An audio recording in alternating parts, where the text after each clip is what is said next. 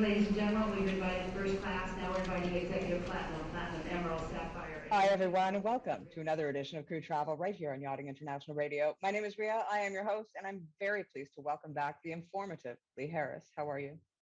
I'm very good, thanks, Ria, and feeling very informative this week, so all should be good. I'm keeping the word simple for the first quarter because I really want to give you the confidence going forward, and then I'm just going to make it a little bit more difficult as time goes on. Just lull me into that false sense of security, and then just bamboozle me with some big word, and I'll be in trouble. Right? It's not that hard, though. No, it's not. It's not really, is it? Just kidding.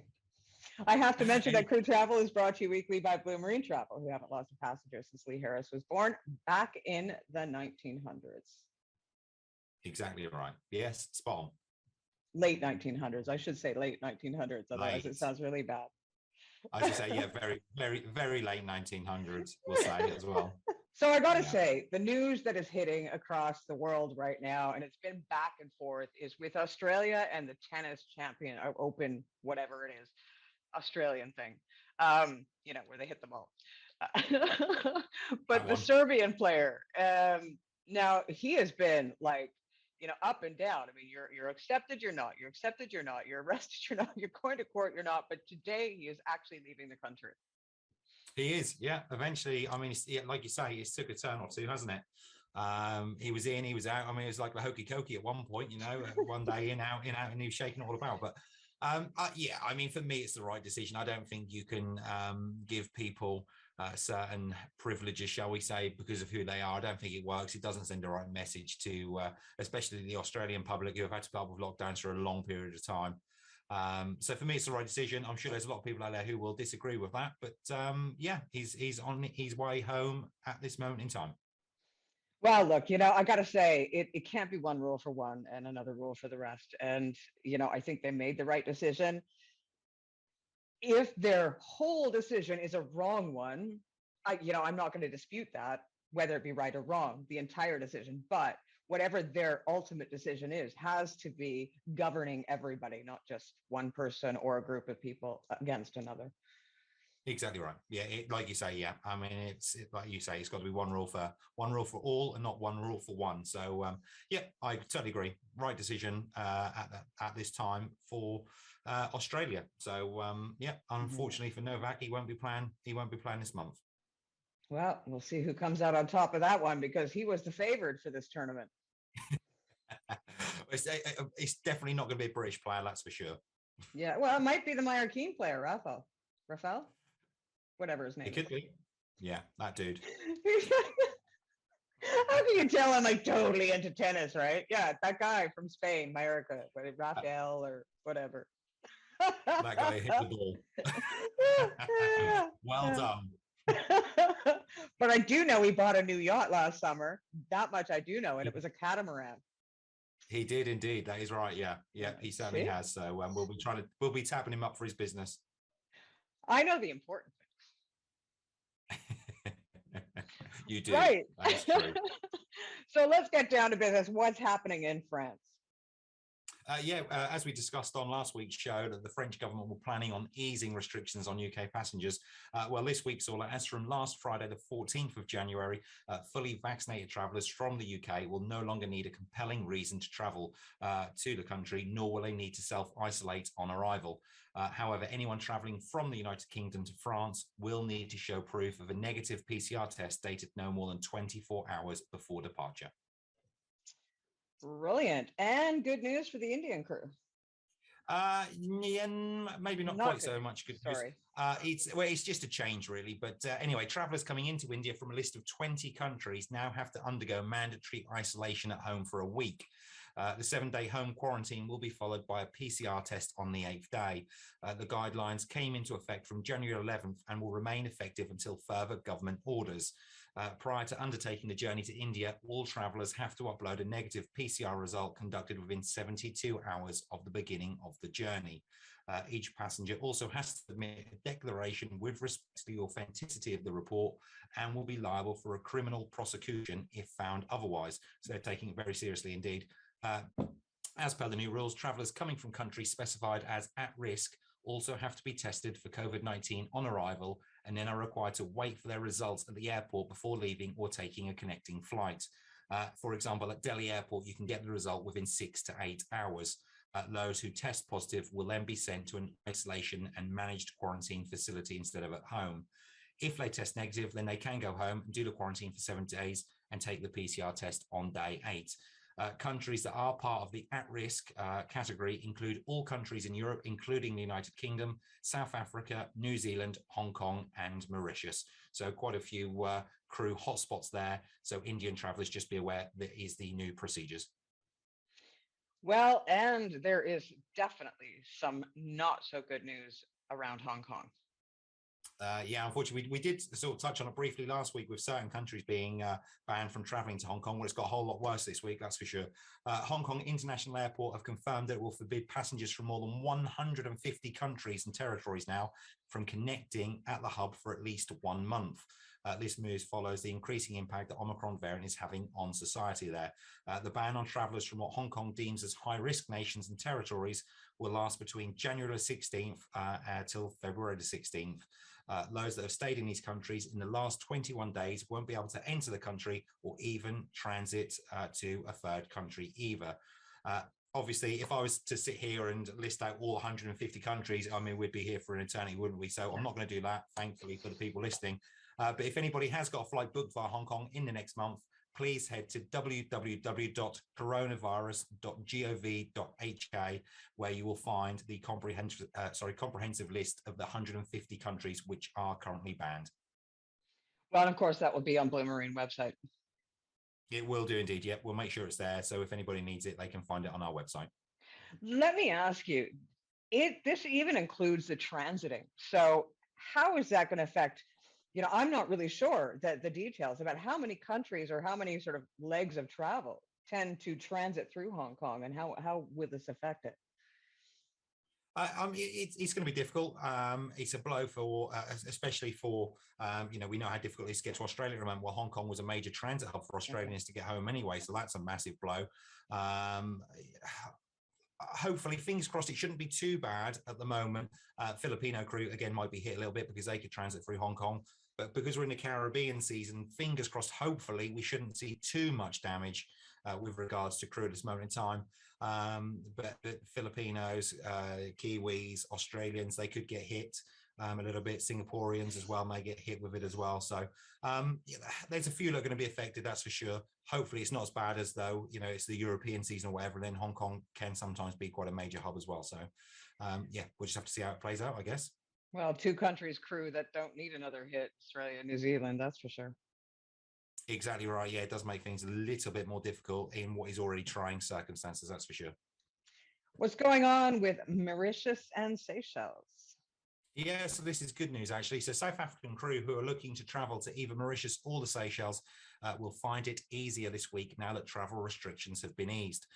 The Seychelles revised its travel restrictions this last week and now have a direct flight, albeit only once a week, from Johannesburg to the Seychelles on a Friday. They have said if there is enough demand for this, it will be raised to 2 flights a week. Now, I do know there are yachts in the area, so fingers crossed, hopefully it will go to 2 flights a week because there is definitely demand there from the crew that I know of anyway. Mauritius has also relaxed its ban on South African travellers, and this is 3 weeks ahead of schedule, and they now have 5 direct flights a week from Johannesburg to Mauritius. These all operate on a Monday, a Wednesday, Thursday, Friday, and Sunday. So this is really good news for South African crew. Good, yeah, another country that was hard hit. Europe, what's going on as a whole there? More specifically Switzerland, actually. So Switzerland have become the most recent country to announce that starting from February the 1st, it will recognise as valid only vaccination certificates of people who have completed their vaccination within the last 270 days. This means that the validity period will be shortened for certificates of recovery also from COVID-19 to 270 days, also effective from February the 1st. The move to shorten the validity of vaccination certificates comes upon a decision of the Commission of the European Union, which was taken on December the 21st, according to which all vaccination certificates within the EU bloc should be valid for a period of 9 months at most. And Turkish Airlines. Yeah, this is great news actually for Filipino crew and the upcoming European season. Europe is now connected to Cebu with Turkish Airlines serving the Philippine city on a one-stop same plane through service. The direct route operates from Istanbul airport to Cebu via Manila. The flights will operate outbound from Istanbul on Mondays, Thursdays and Saturdays, and inbound to Istanbul on Mondays, Wednesdays and Saturdays. On the flights, there will be 32 seats in business class and 297 in economy on these flights. So for Filipino crew who are going to be heading to Europe for the European season, this is really good news. Great. And we have crew questions. We do, yeah. I actually received it this morning. We received a question this morning from Brad who wanted further information on the airline cancellations that are affecting the USA at this current time due to the severe winter weather that is hitting parts of the country. Storm Izzy is currently battering large parts of the US at the moment, has seen over 500 flight cancellations this weekend, with considerably more due over the next few days. Now, in all honesty, Brad, it's very difficult for me to give any information with regards to how flights will be looking and how they'll be affected later in the week. However, what I would say is that there will be likely a knock-on effect even once the storm settles down. The chances are that planes will be out of position, so they'll need to be moved. Crew will be out of position also, so there is definitely going to be a knock-on effect there. Also, it appears that the East Coast is the hardest being hit right now, with Charlotte International Airport taking the brunt of cancellations. The only other advice I can give, Brad, is to keep in regular contact with the airline you are booked with or the travel provider you have purchased your ticket through. Also, make sure to do simple things like update your contact details on the airline's website so that any updates to your flight will go to either your mobile phone or your email address. Now, this might seem like a really straightforward thing to say, but sometimes if you book through, a scraping website or a travel provider, the airline's website can have their contact details in and not your own. So you need to make sure that you go into the airline's website specifically, override the details that are already in it, make sure yours are in there, make sure it's completely correct. And then if your flight is cancelled or if there's a time change or it's going to be delayed for any time whatsoever, then the notifications will go direct to you. They won't go to the travel provider, so it'll make it a lot easier. Yeah, well, we're already with all the COVID stuff, and then on top of that, for this to happen, and it is the US season right now and the Caribbean season, so headaches galore. One thing I'm interested in, Lee, I have been noticing across social media that everybody talking about going into quarantine, and it's not just one country, it's all the countries. When they are assigned one of these hotels that are specific for, the quarantine, 7 days or 2 weeks or whatever it may be, they're paying astronomical amounts of money. But it turns out that not only are the conditions subpar, but the food is crap as well.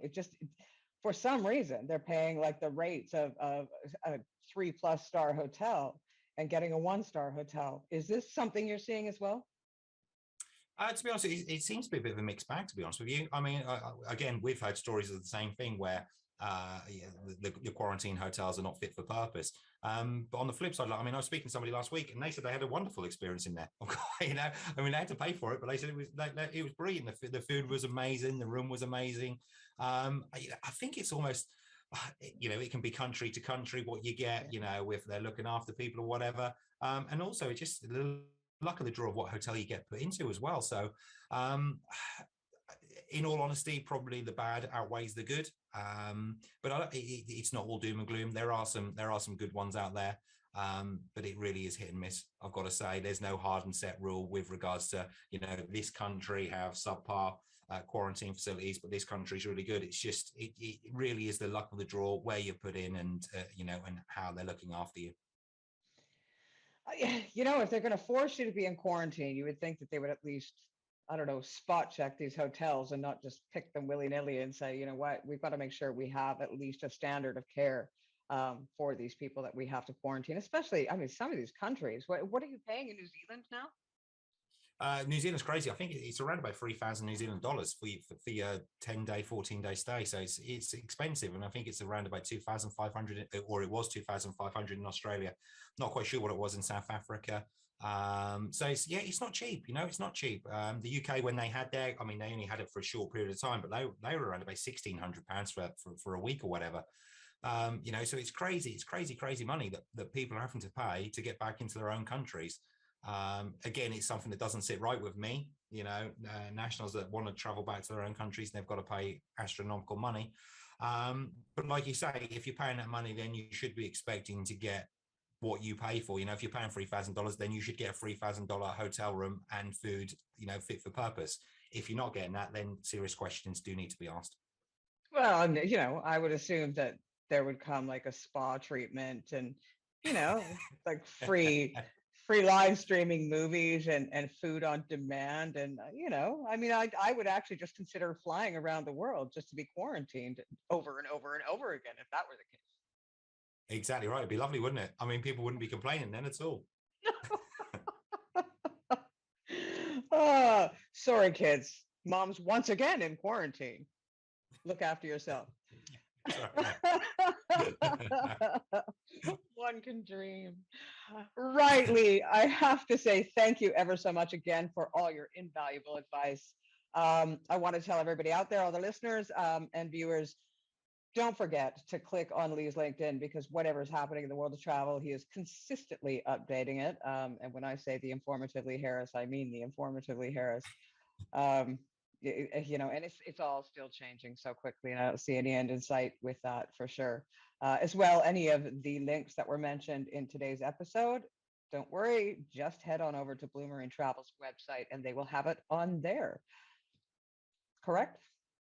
Exactly, Spawn. Yeah, we just try to keep people updated as much as we possibly can. Like you say, we know it's difficult times for people to travel at the moment, especially for crew getting home and getting to their place of work. So, you know, if we can keep people up to date as much as we possibly can, then then that's a good job done, shall we say? Well, and I have to say, you know, and I've said it a few times, book through a travel agent. I don't care who it is. It doesn't necessarily, you know, even Lee will say it doesn't have to be Blue Marine Travel, but get a reputable travel agency and book through a travel agency, because trying to figure out each country's entry point, you know, even just Hong Kong is a prime example. You know, you may have your entire flights booked and you happen to be transiting through Hong Kong and now you can't. That, you know, your entire trip falls apart. So now what? Exactly. Like if you book this through one of the, you know, one of the many millions of sites online, tough, you know, you're going to be fighting the airlines to get your money back. But if you booked it through a company that is specific for travel, that's their job, and they're going to make sure that you're rebooked and you're put through and you get to where you need to go on time and abiding by said country's laws, transiting or not. That's exactly right. You know, it's a great point, like you say, with Hong Kong. You know, if they're now banning 150 countries who can not even transit, you think the amount of passengers that they would have been having traveling through there from January 16th to February 16th, then all those people are then going to be trying to get hold of the airline who've booked direct with the airline. It's not going to happen. You're going to be sitting there for hours, you know, and that's not me being pessimistic. That's the reality. That's what we know happens throughout this pandemic. So, yeah, I mean, if somebody said to me, what's your one piece of advice that you would give people traveling? That's exactly what I'd say. Book through a reputable travel provider, because they're going to be worth their weight in gold.